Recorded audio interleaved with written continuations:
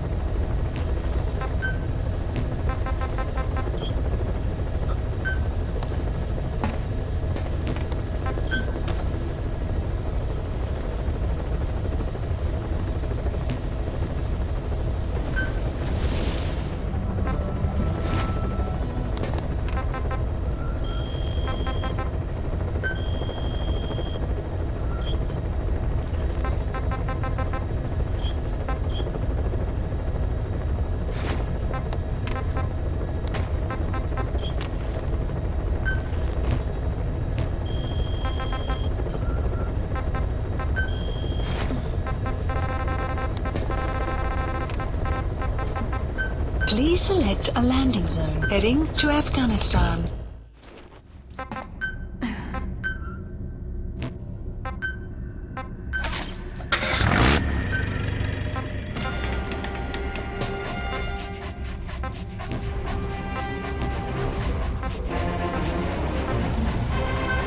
Deploying.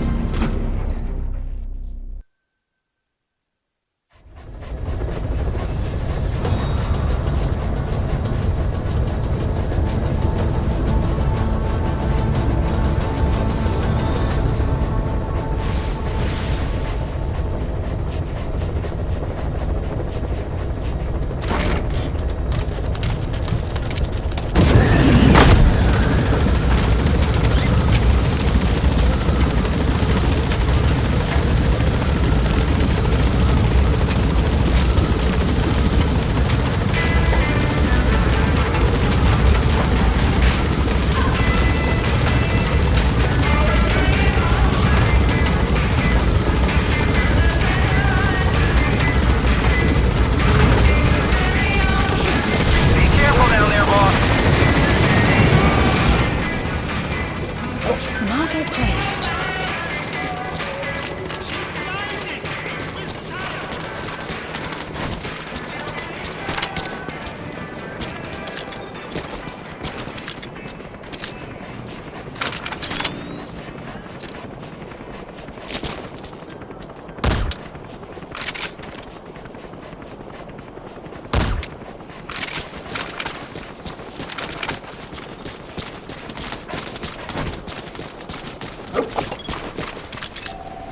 Analysis complete.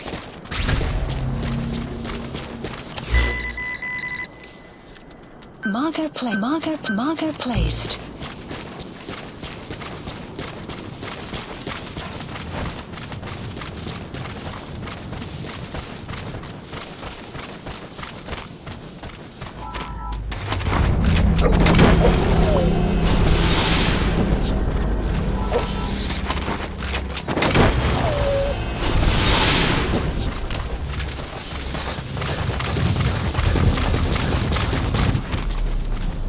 Extraction arrived at Mother Base. Analysis complete.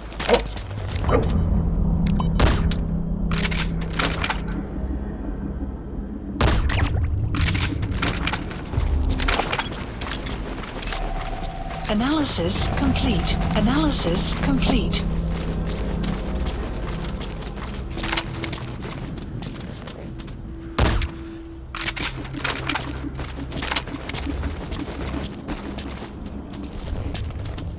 Guard post captured.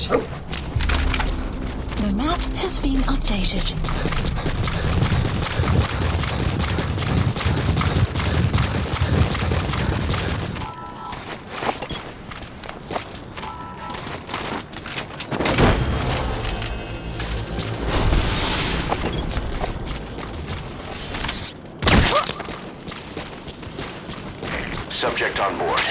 Leave the rest to us.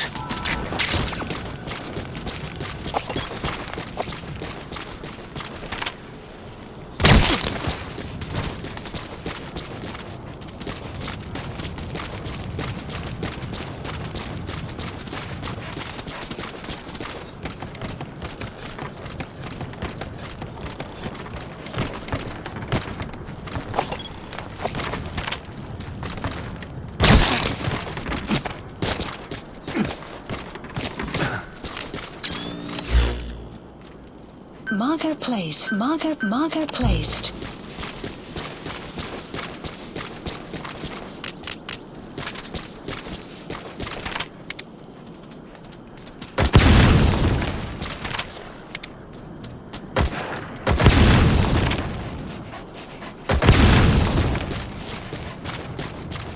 You have arrived at your destination. You have arrived at your destination.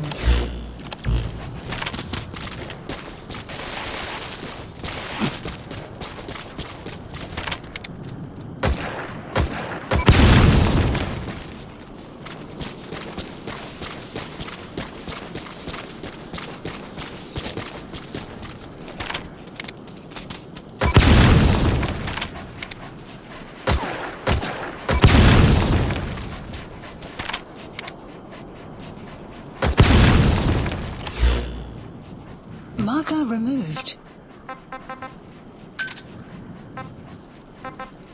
Marker placed. Marker placed. Marker placed.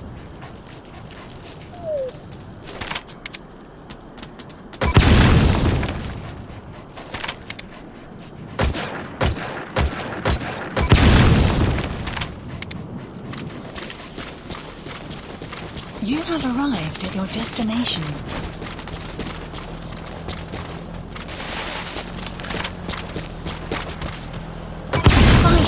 Completed.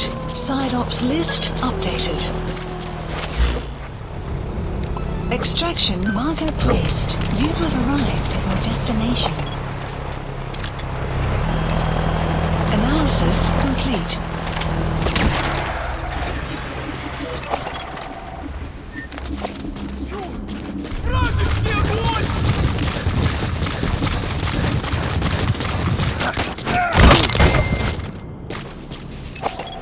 Analysis complete.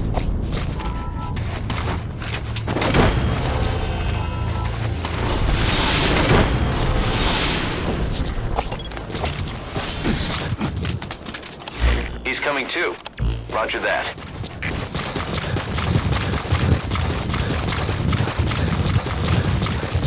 You have arrived. Clouds approaching. Please select a landing zone. Support helicopter Roger. requested.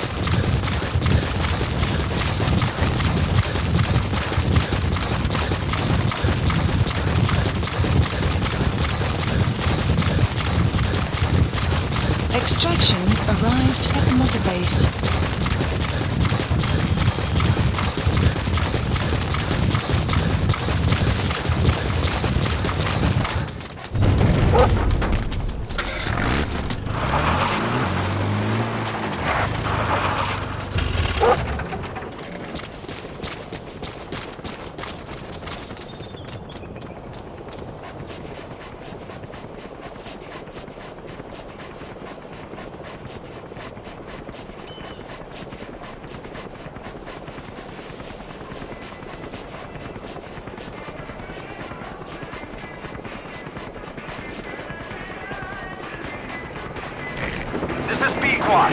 Arriving shortly at LZ.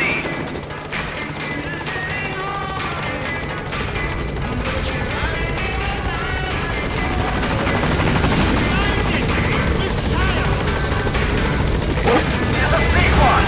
On station at LZ.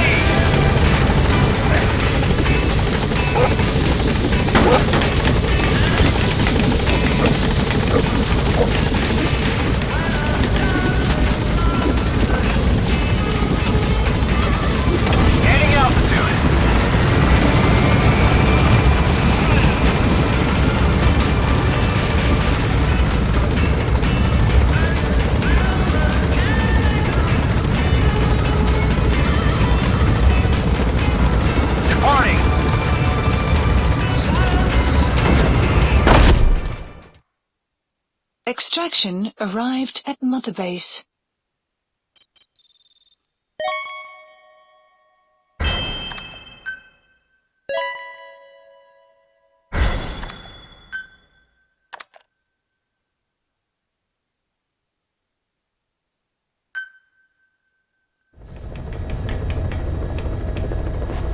Boss, about that AI pod you retrieved from Emmerich's research facility. Guess what we found inside? A corpse. Human. The pod maintained a low internal temperature the whole time, and very little outside air got in. That would have slowed down decomposition. Still, the remains were mostly skeletal. Estimated time of death is between 6 months and a year ago. We put the screws to Huey about it. Listen to the tape. Turns out it was the body of someone we knew very well.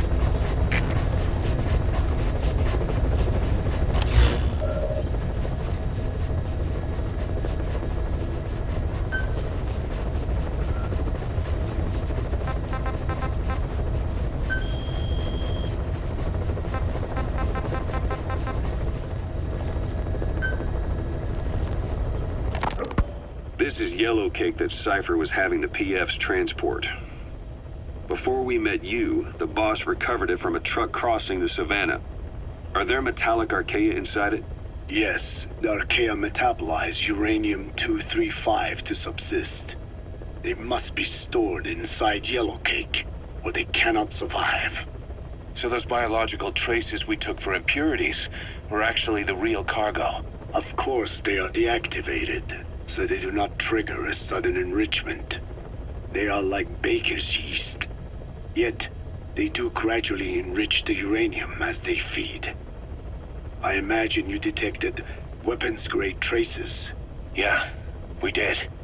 And the malachite that was loaded on the truck had traces of uranium in it too. So that's the flower, huh? Skullface was gonna sell do-it-yourself nuke kits. The uranium-enriching archaea complete with the user's manual. And the ores with the uranium could be sourced by the client or provided by Cypher.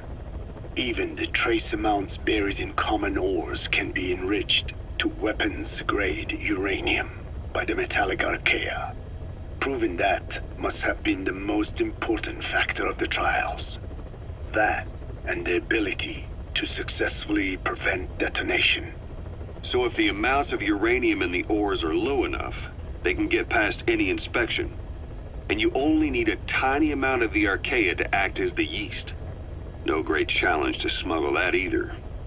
The first step towards saturating the world with nukes. His plan. That was not my intention. My only goal in developing the metallic archaea was to save the Dene. What made you think a tool for creating undetectable nuclear weapons would save your people? After 70 years, the Dene reclaimed the Navajo Nation from which we were banished. We bore all the hardships of poverty.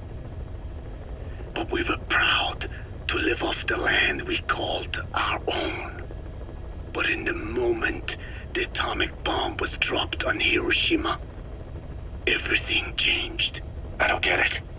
The nuclear arms race between the US and the Soviet Union began with the end of the Second World War. Suddenly, there was a massive demand for uranium. And it was our ill fortune that the ground beneath the Navajo Nation was rich with uranium ore. The Black Ana government set up mine after mine, and many of the Dene worked them, never informed of any danger. Every day, they went to work with no protection. The slag was simply piled out in the open. When rain fell, uranium traces left behind would seep out, and when the ground dried, it was blown about as dust. Land and water were contaminated, irradiated. Many of us became sick and died. That pain lives on to this day. I had no idea. wanting more than anything to revive the land my forebears left to me. I was delighted upon discovering microbes that eat uranium.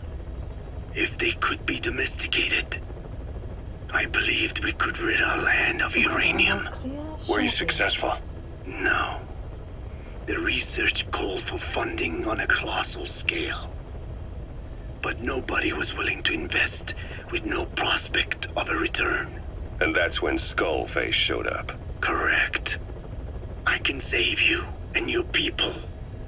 We share the same will. That is what he said to me. And I believed him. Plagana forced me to abandon my uranium cleanup work and focus on nuclear weapons. And he held all the Dine hostage. Today, the uranium mines within the reservation are finally closing down. It is simply less expensive now to source uranium overseas. New victims, different places. But uranium is a tactical resource. To rely on a foreign country for it is a difficult decision to make. And he was in the perfect place to influence that decision. He could have condemned your people to the mines forever. The contamination comes not only from uranium.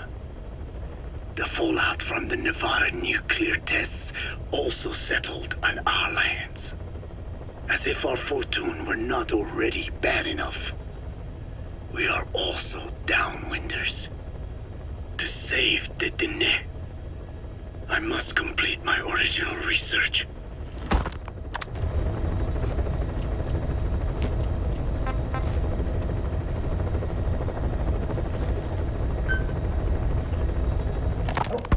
The one that covers. The parasite that lives on the surface of the skull's bodies is what gives them their power. Similar to my children who live in my skin. I modified the parasites I isolated from the body of that old man, differentiating them with various abilities. One that can blend perfectly into its surroundings by exposing the pigments in its cells at will. Another that, by harboring multiple species of metallic archaea, can oxidize and reduce metal. Isolating the one that covers and transplanting it into an artificial medium should provide the same abilities as the skulls. But they can only subsist within a human body. Once transplanted into the medium, they will eventually die. Another thing, the weakness of the one that covers is desiccation. Their surface moisture loss is greater than ours. The reason they give off mist is to alleviate this by releasing the salts inside them as microparticles. Water vapor condenses around them, appearing as mist. But this dries out the atmosphere until they cannot even produce mist. And once their supply of water from the host runs out, the parasites are in danger. They, along with their host, enter a form of suspended animation. However, a similar effect occurs if they come into contact with a large amount of water. Rain, for instance. The one that covers will temporarily abandon other processes in his eagerness to absorb the water. Pitijolone. Make the weather your ally.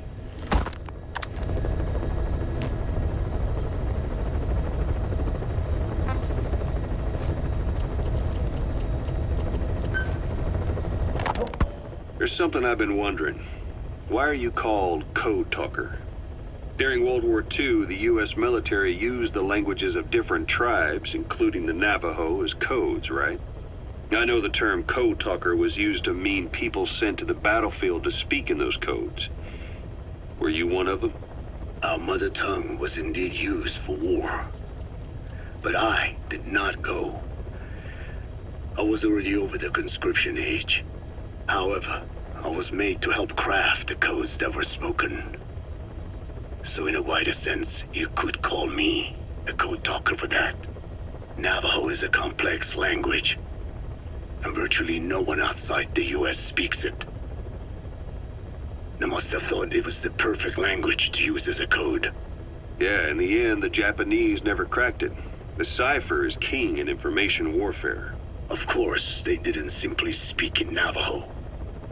They created substitutions for words according to a code book, and then translated those into our language. Young Diné was sent to the front lines of the Pacific Theater as code talkers. To fight is an honor for the Diné.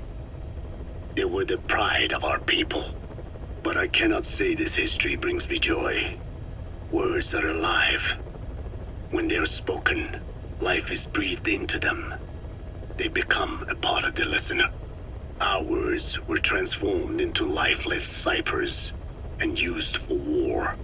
This, after the Black Ana spent generations suppressing the language. Yeah, I'm sorry.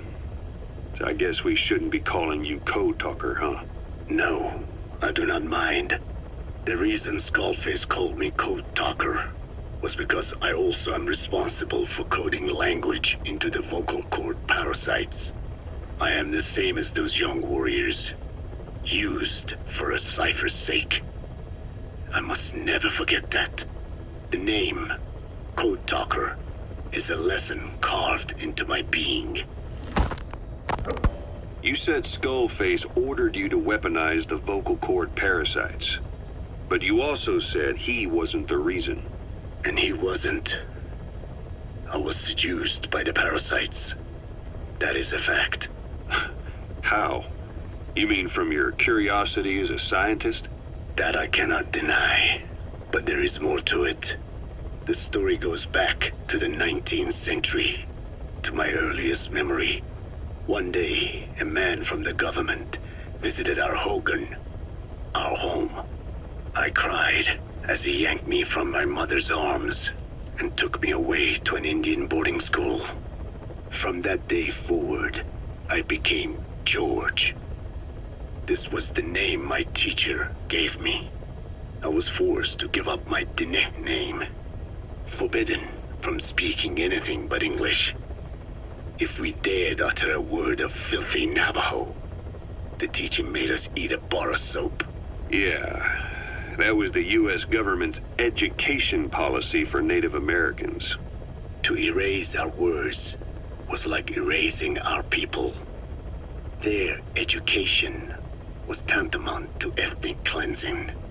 Over time, the overt persecution of our language stopped.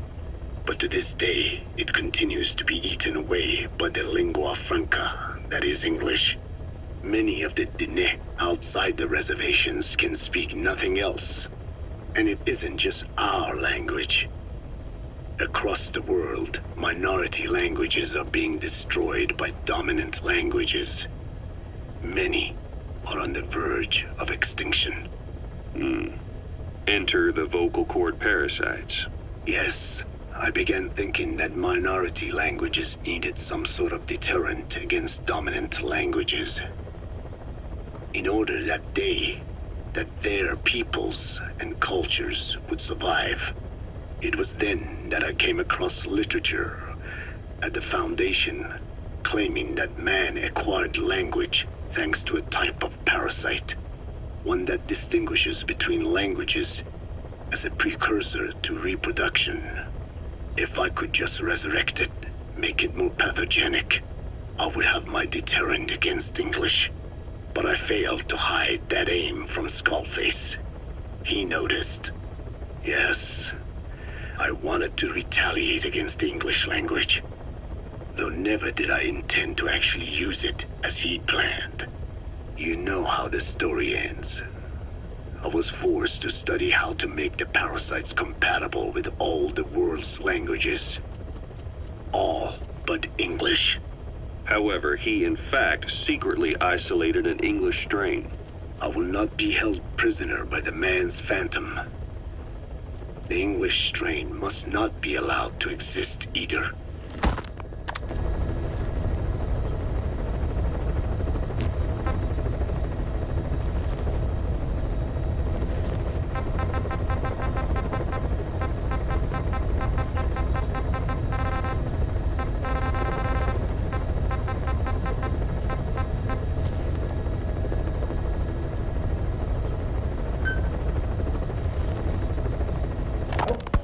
Hewitt's dug up some interesting facts about our skull-faced friend.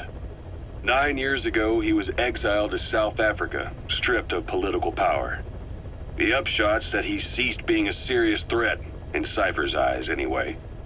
They eased up on surveillance, giving him an opening to establish his own military unit, one that answered to his will alone. Those men likely had no idea their orders were coming from Skullface. They probably didn't even know the organization was a part of Cypher at all. Anyway, it was in South Africa where he found renewed interest in parasites. And when he discovered the vocal cord parasites, he began to make his plan. Wipe the English language out of existence. Free the world, not by taking men's lives, but by taking their tongues. In his eyes, the greatest symbiotic parasite the world's ever known isn't microbial. It's linguistic. Words are what keeps civilization, our world, alive. There was something Skullface said. America is made up of many peoples, but those peoples never mix. Quite so. One nation, home to hundreds of different ethnic groups, many of whom stick to their respective living areas, little colonies, not interacting with other groups, going out of their way to avoid one another, their land, organizations, relationships. Thus, the United States of America is no melting pot. It is more of a salad bowl. It is not made up from one people, but for its minorities to function in society, a common ground is needed. Language. Even if the country is not one. No, because it's not one, a lingua franca is necessary. English. American hegemonism was born from the illusion that English could unite diverse ethnicities. In taking in people from around the globe, America became a microcosm of it. Now the boundaries between it and the rest of the world have become blurred. However different our neighbors may be, English enables us to create symbiotic relationships with each other. If English can bring unacquainted neighbors together in America, this should hold true for the world. This salad bowl that is the world can also become one.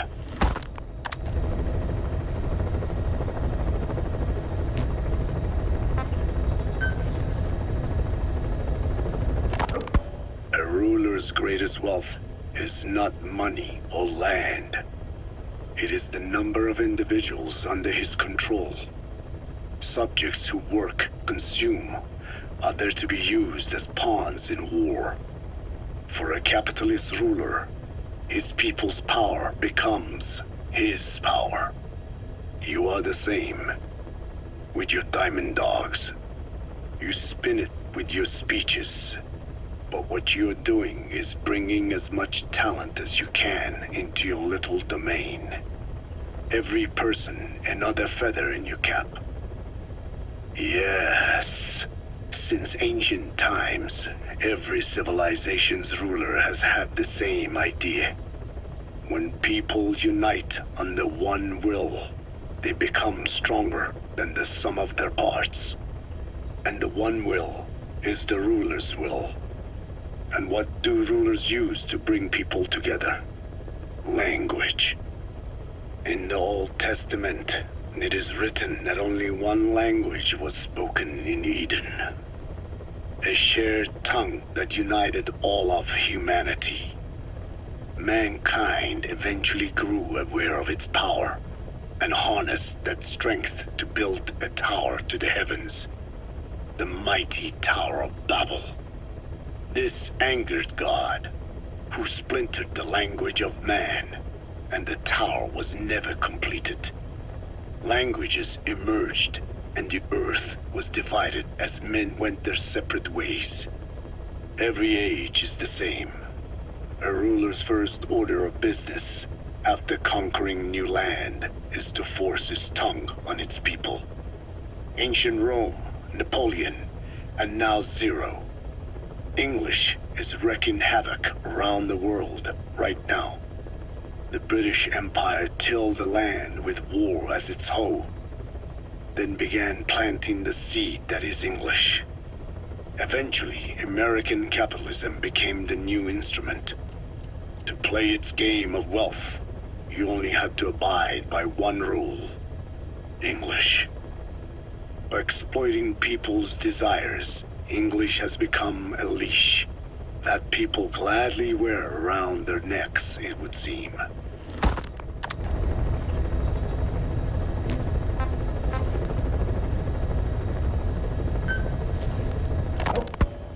I have spoken enough.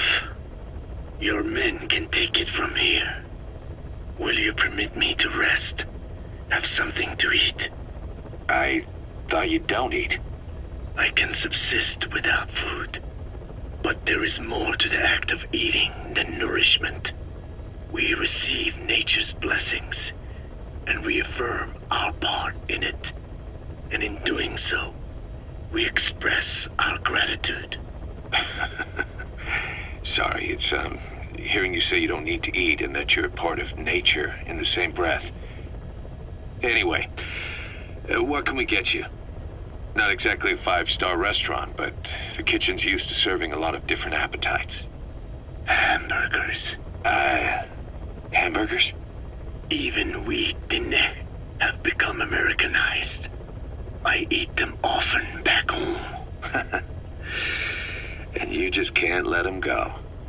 Well, as far as symbols of the American Empire go, hamburgers are pretty good. The victory of capitalism. Your people suffered so much at the hands of America, and you ask for hamburgers. We have suffered more than you can know. But I do not see hamburgers as an accomplice. A single dish, providing a balanced helping of nature's blessings. Meat, grain, and vegetable. How could anyone hate such a magnificent thing? Says the guy who can survive on photosynthesis. Balance has nothing to do with it. You just like a good burger. That is also true. Be warned, though. I have very high standards. Don't worry. I do too. All right, then. One good old-fashioned all-American icon coming up. I look forward to it.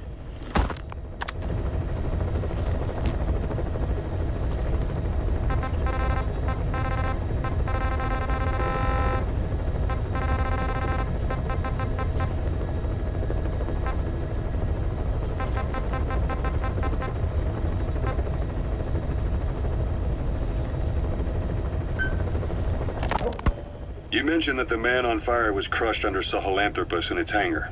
Yeah. He was caught under the wheels of its transport platform. But his body wasn't found. What? We searched the area the moment we arrived, but there was no trace of him. I wasn't hallucinating. I know. I trust you on that. That means someone must have taken the body. But when I got there, everything was still as it was. Even Skullface hadn't been touched. I can't see a reason to sneak into a place like that and drag out the biggest, heaviest guy there. What are you getting at? The only option left is, he got up and walked away. That platform ran him over. Just ran him over. You're saying that's not enough? I don't want to believe it, but maybe not. He shrugs off bullets, even rocket strikes. There's no reason to think that would finish him. It seems ridiculous, but I'll start gathering eyewitness accounts just in case. If you dig up anything concrete, I want to know. You'll be the first, if I dig anything up. But I hope to hell I don't. No kidding.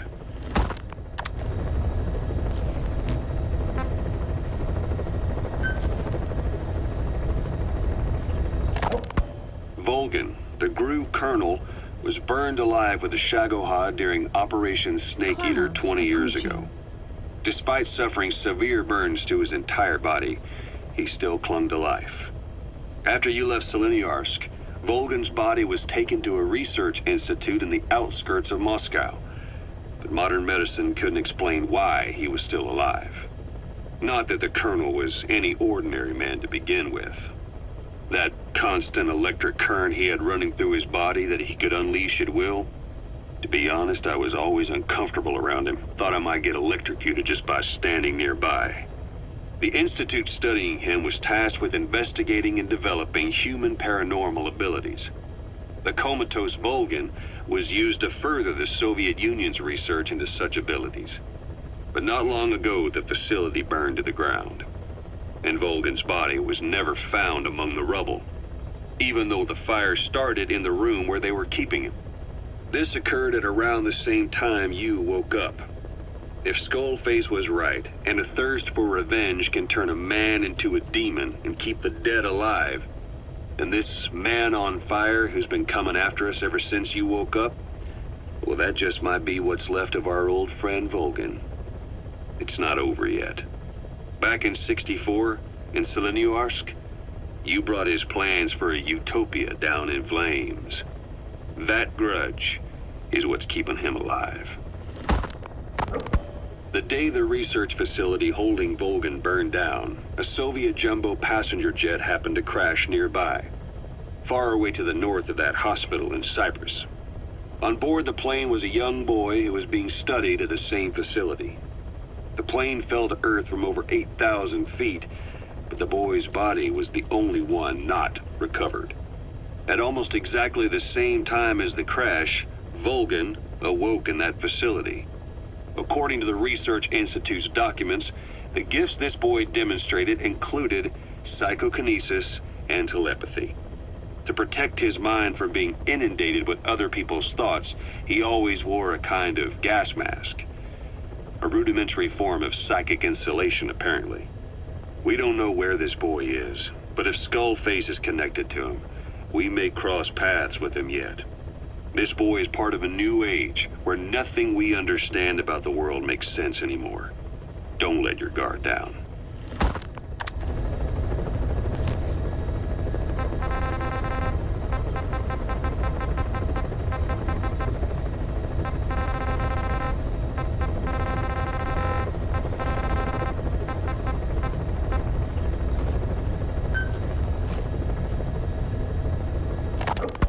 So what were they doing at Nzoya Badia, Baloo?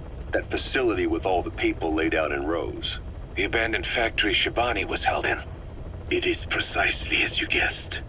Black Anna was coding languages into the vocal cord parasites. They infected the subjects with the parasites, then made an incision in the throat to expose the vocal cords. That allowed them to play recordings of a desired language directly to the parasites. And the parasites learn the languages that way. That's some teaching method. I just don't get how a bunch of bugs had the brain power for it. They don't. Do not judge them by human standards. They do not learn as a function of intellect. Then how do they do it?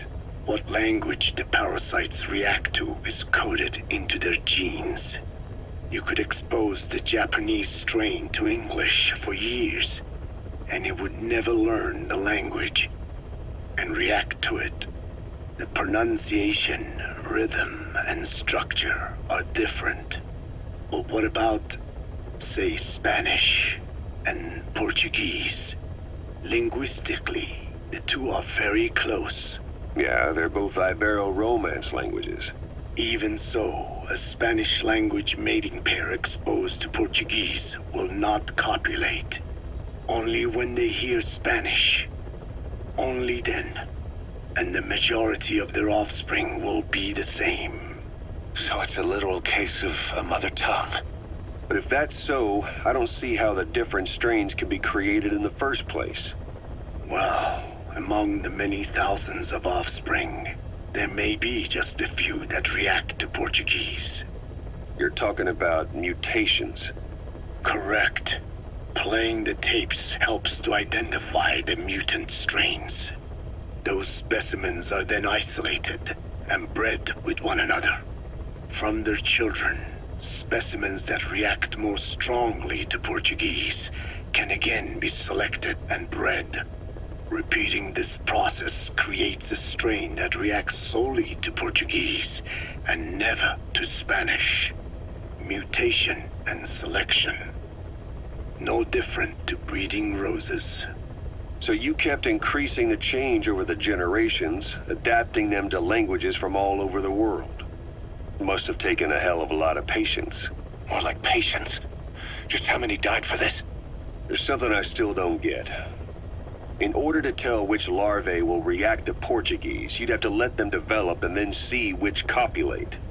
That means you'd need tens of thousands of guinea pigs. There's no way you could do that in a facility that small. For normal selective breeding methods, you would be right. But there is a more effective selection method when training the vocal cord parasites. Go on. It is not only when mating that the parasites listen for language. Shortly before hatching, larvae display markedly increased activity in reaction to particular language. The active eggs can be identified under a black light, so the eggs that react to Portuguese are selectively placed in the throats of subjects. So you see, narrowing down strains that react to the target language is an effective process. Though I'm sure that even so, many lost their lives to create the various strains. Taken against their will into that dungeon. There are two reasons for playing the tapes for the parasites. One, to isolate the eggs that respond to the target language. And two, to cause the specimens raised from the selected eggs to mate. I get how the system works. But why do they respond to language before they even hatch? It's not like they can mate from inside an egg. It is because the larvae learn the language before hatching. You mentioned that what language the parasites respond to is hard-coded into their genes, and that they don't have the brain power to actually learn a language. But then you say that the larvae at Nzoia Badia Bulu were learning the languages in the egg. Your story doesn't add up. Your country is home to a unique songbird. The Japanese bush warbler. Sure, what of it? What a beautiful call it has. But no bush warbler can sing it perfectly at the start. As chicks, they can barely chirp at all. They must learn from their parents and other adult birds. Only then can they sing properly and attract females. So naturally, there are individual differences in each bird's call. Though they start on the same footing, each bird is influenced by its teachers.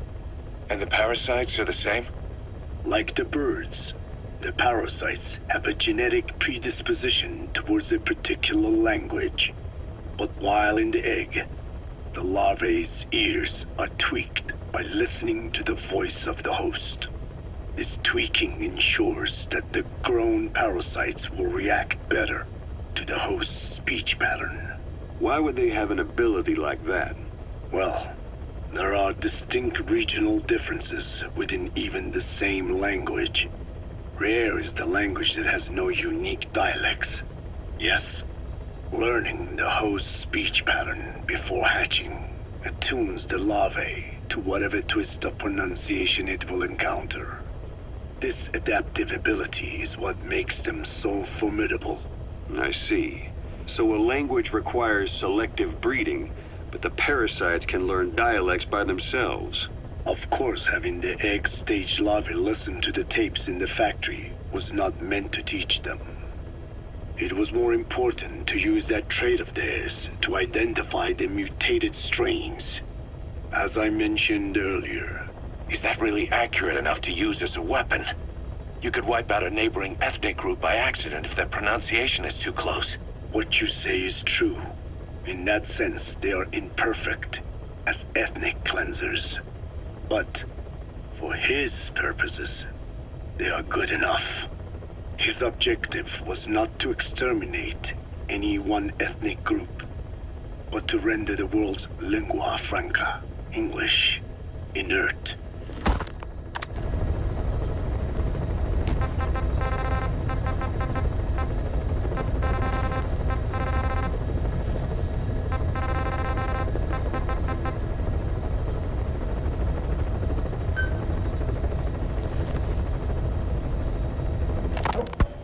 Fine. Yes, Strangelove was doing AI research in that lab. Why hide that until now? Why? Okay, so what? I wasn't working alone. You've got to understand. You do understand, right? I didn't want to drag her into this.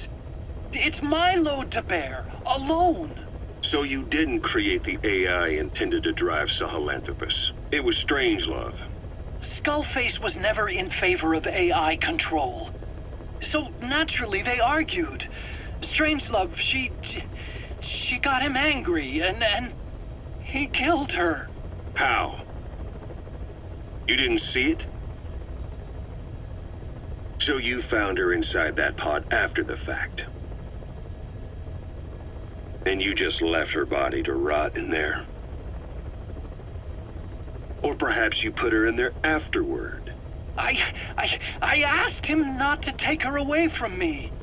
So she was killed by Skullface, but you asked nicely, and he put her body in the AI pod for you? That's right. Pathetic. You know, we have another idea. That you killed her. Me? I couldn't kill her. Shortly. You killed her and locked her body in the pod. I wouldn't.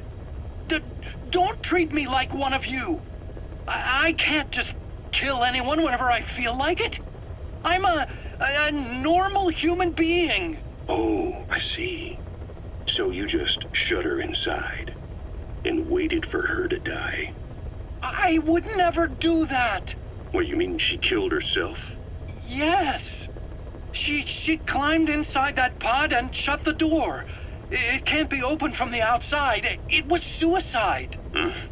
Suicide, I said. She killed herself. She got in when I wasn't looking and suffocated. She'd often try to do things like that. By the time I realized and opened the door, she wasn't breathing. I got scared and shut the pod again. I couldn't bring myself to open it back up. That's right. Me? Kill her? What is wrong with you? I see. Just tell me one more thing. Haven't you gotten enough today? Okay, I see it's a painful memory. You don't have to answer, just listen to the question. You see, we examined her remains. She had a scar on her lower abdomen, a surgical scar. It had been stitched up and had fully healed, meaning it was long before her death. She had a child, didn't she? Your child. Where's the kid?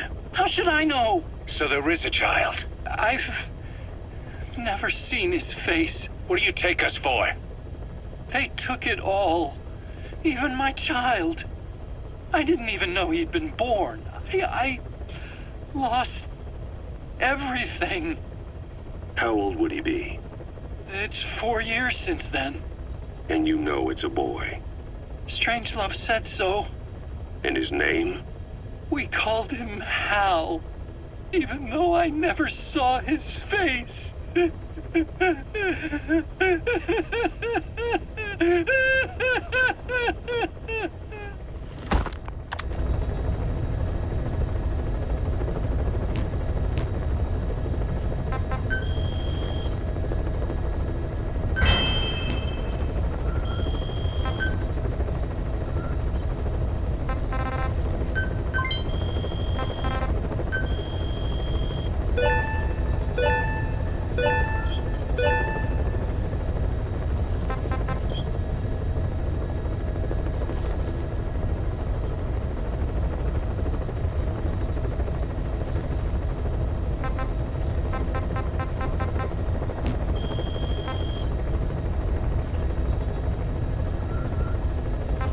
Please select a landing zone.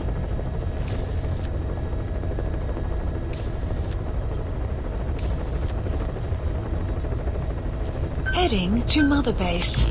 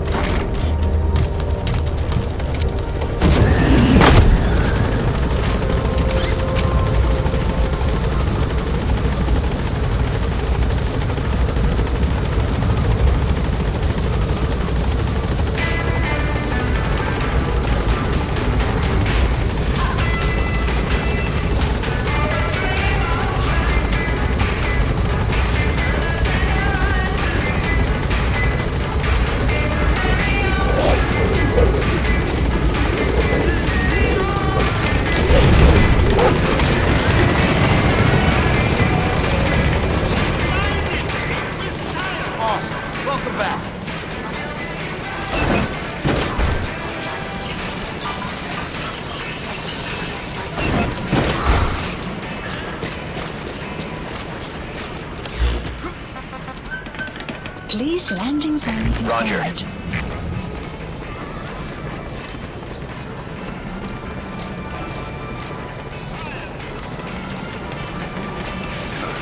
Good dog.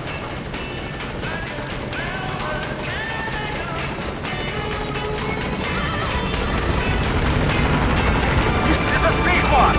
On station at LZ!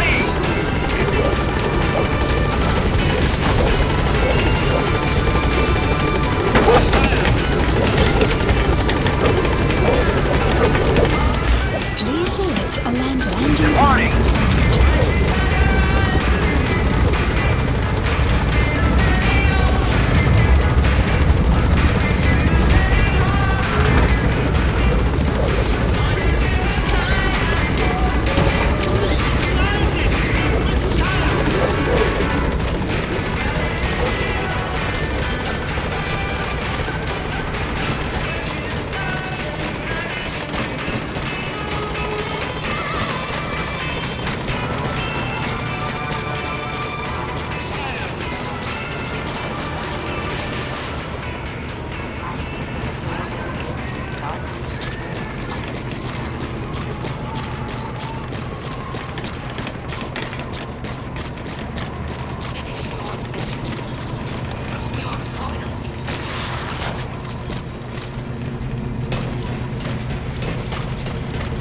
Life ends, it gives off a final lingering aroma. Light is but a farewell gift from the darkness to those on their way to die.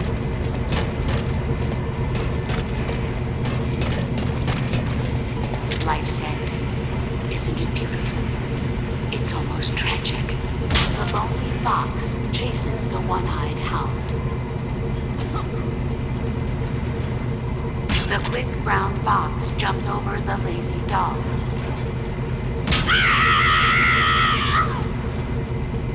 Five, 4, 3, 2, 1, 0. Failed deadly system activated. The lonely fox chases the one-eyed hound. I is equal to 3.25463736988888. 5, 4, 3, 2, 1, 0. Failed deadly system activated. The lonely fox chases the one-eyed hound.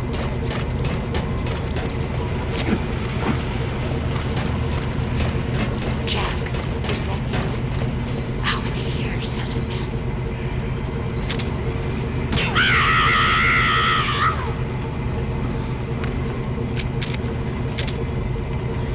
The quick brown fox jumps over the lazy dog.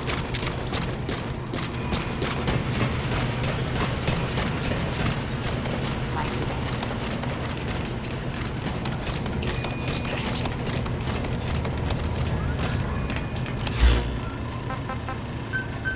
Please select a landing zone confirmed. Roger.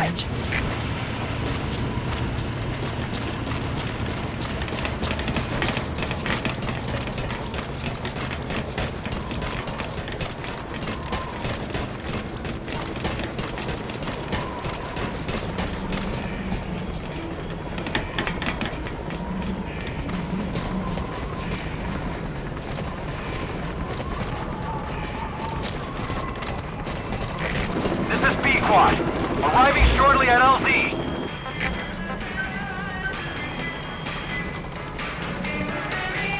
Please specify project. This is Squad. On station at LZ.